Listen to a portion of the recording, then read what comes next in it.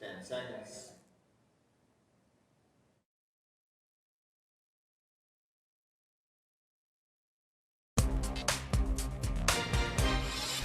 Welcome to The Source, where we combine the headlines with in-depth conversations with the newsmakers themselves. Today on the program, 2 years of healing and rebuilding.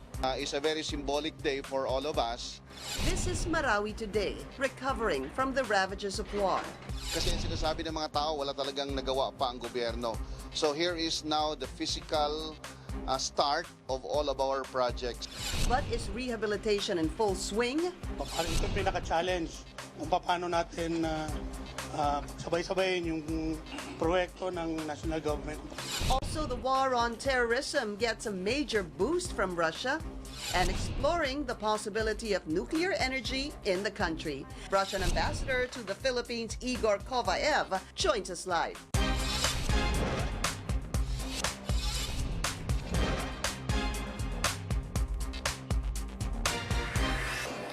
Thank you for joining us. I'm Pinky Webb. Ground Zero in Marawi City finally cleared of explosives and debris, signaling the start of the city's rehabilitation 2 years after it was liberated from the hands of Maute terrorist group. Local authorities, however, say that reconstructing the war-torn city will be challenging. Let's go straight to the source of the story.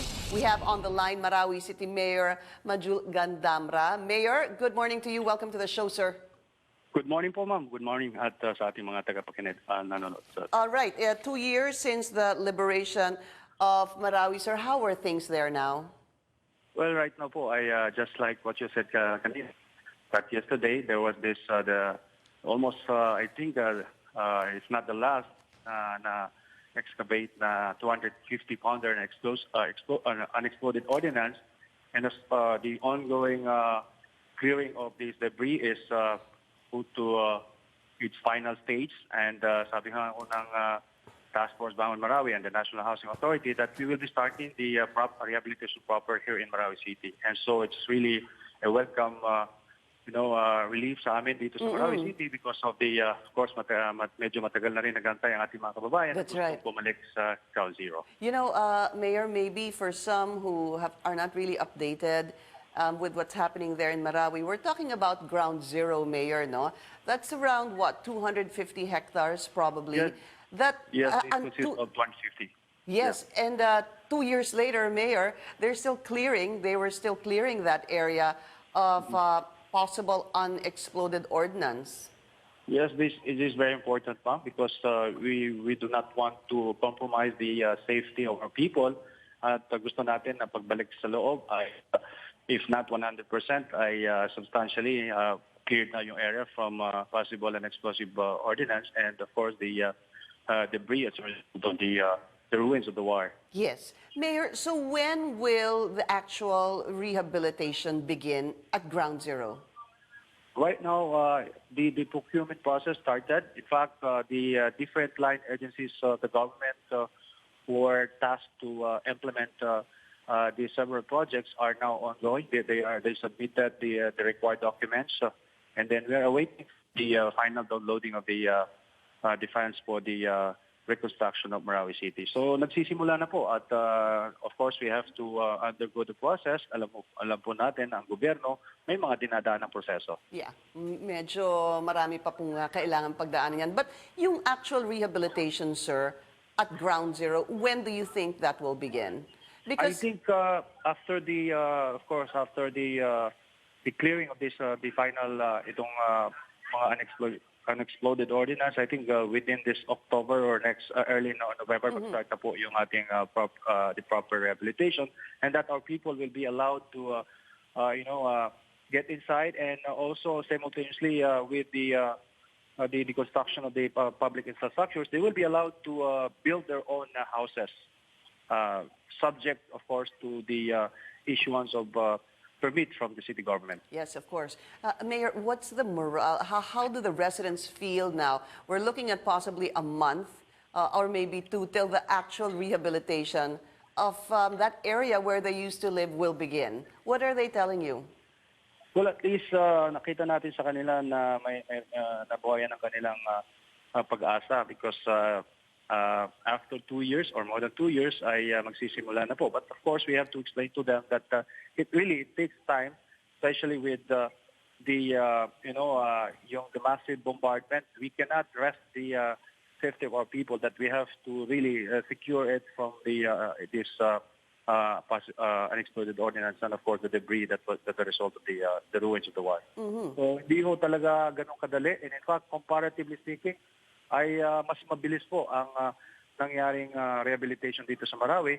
And of course, we are hoping that the timeline binigay ng ating gobyerno 2001 or 2022 ay makikita natin na talagang mayroong nangyari dito sa Marawi. So are you saying, Mayor, that the target for the completion of the rehabilitation is 2021 or 2022? Is that correct, sir?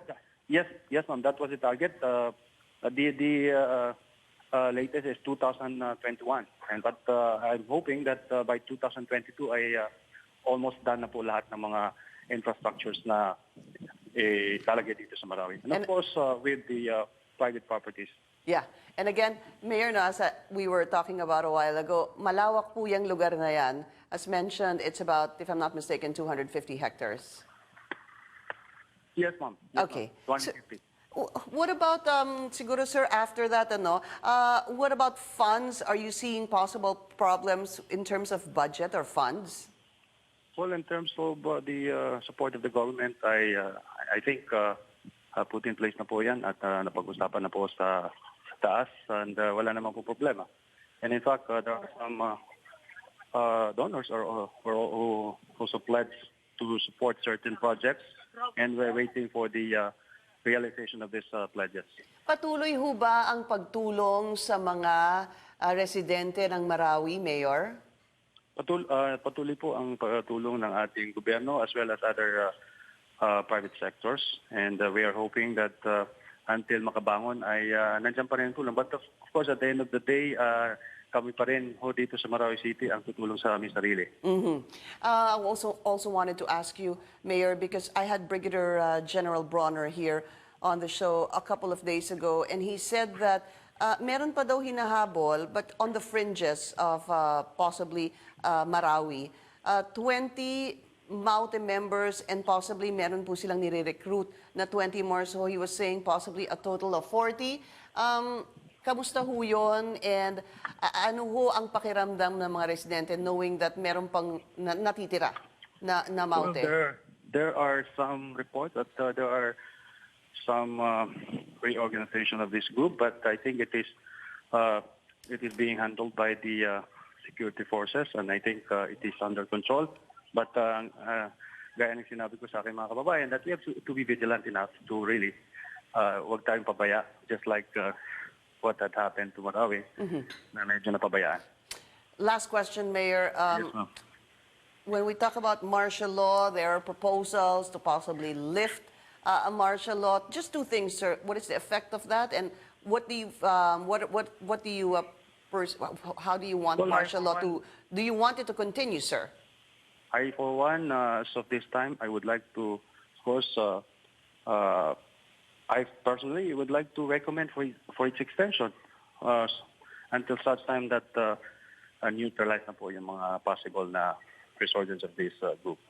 All right. Thank you. Marawi City Mayor Majul Gandamra. Maraming salamat po sa inyo.